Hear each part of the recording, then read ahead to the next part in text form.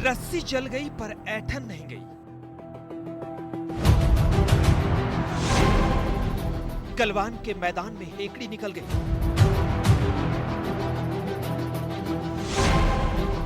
लेकिन साजिश रचने में अब भी जुटा है चीन।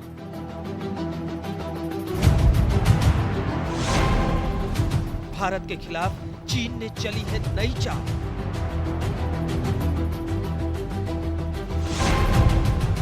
भारत के दोस्त ईरान पर चीन ने फेंका जाल। लद्दाख में भारतीय सेना के पराक्रम ने सुपर पावर बनने चले चीन का गुरूर चूर चूर कर दिया। लेकिन दगाबाजी और चालबाजी के लिए कुख्यात चीन अपनी हरकतों से बाज नहीं आया। उसने भारत के दोस्त ईरान को अपने जाल में फंसाकर एक नई साजिश रच डाली है। चीन की इस टेढ़ी चाल से भारत ही नहीं, पूरी दुनिया के सामने एक बड़ा खतरा पैदा हो गया है। चीन ने ईरान के साथ 400 अरब डॉलर की एक ऐसी डील की है जिसके तहत ईरान 25 साल तक चीन को बेहद सस्ती कीमत पर कच्चा तेल और गैस देगा। बदले में चीन ईरान में बड़े पैमाने पर निवेश करेगा। लेकिन इस डील का सबसे खतरनाक हिस्सा है हथियारों को लेकर किया गया सौदा। इसके तहत चीन ईरान को घातक हथियार दे सकता है। वैसे बरसों पहले चीन अमेरिकी रिपोर्ट में बेनकाब हो चुका है। चीन पर पाकिस्तान और ईरान को परमाणु हथियार और मिसाइल टेक्नोलॉजी देने के गंभीर आरोप लगे थे। इस नई डील से चीन ये खेल खुल्लम खुल्ला खेल सकेगा। इससे अमेरिका, इजराइल और सऊदी अरब जैसे देशों को अपनी रणनीति नए सिरे से तय करनी होगी, जो ईरान का कड़ा विरोध करते हैं। ये जो स्ट्रिंग ऑफ पर्ल्स थ्योरी है चाइना की, जिससे वो भारत को सर्कल करने की कोशिश कर रहा है पूरे एशियन कॉन्टिनेंट में, उसमें ये एक सक्सेस सिग्नल तो है चाइना के लिए।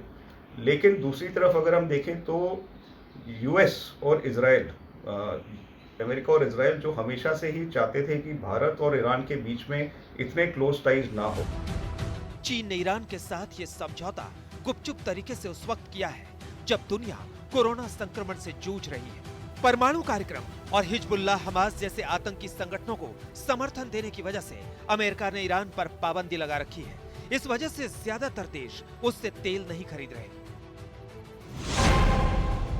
भारत सबसे ज्यादा तेल ईरान से खरीदता था, लेकिन अमेरिकी पाबंदी के बाद उसने ईरान से तेल का आयात लगभग बंद कर दिया है। दूसरी तरफ चीन सबसे ज्यादा तेल ईरान से खरीदता है और इस डील के बाद उसे बेहद सस्ती कीमत पर तेल मिलेगा। अमेरिका को ठेंगा दिखाते हुए चीन ने एक तरफ जहां ईरान के साथ ये सौदा किया, वहीं इस सौदे की खबरों के बीच ईरान ने भारत को चाबहार रेल परियोजना से हटा दिया। इस परियोजना को भारत की सरकारी कंपनी इरकॉन पूरा करने वाली थी।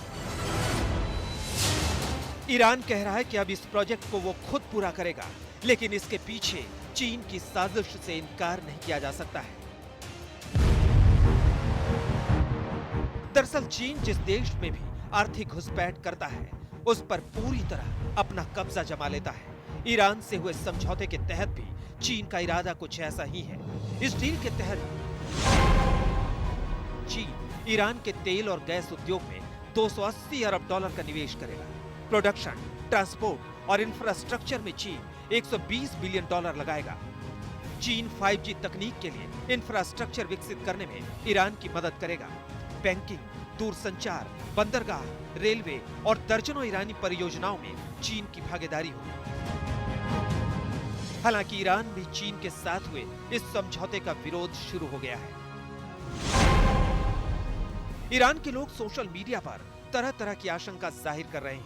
ईरान की सोशल मीडिया में #Iran not for sale not for rent, यानी ईरान किराए के लिए नहीं है, ईरान बिकने के लिए नहीं है, हैशटैग के साथ मैसेज पोस्ट किए जा रहे हैं। ईरान के लोग इसे चीनी उपनिवेशवाद की शुरुआत बता रहे हैं। दूसरी तरफ चीन ने ईरान को इस डील में इस तरह फंसा कि ईरान ने चुपचाप डील कर ली और अभी तक अपनी मजलिस यानी संसद से मंजूरी नहीं ली है। हालांकि दावा किया जा रहा है कि यह समझौता जून में ही हो गया था। सूत्रों की माने तो 18 पन्नों के इस दस्तावेज पर जून 2020 की तारीख है। यही नहीं, इसे फाइनल ड्राफ्ट भी बताया गया है।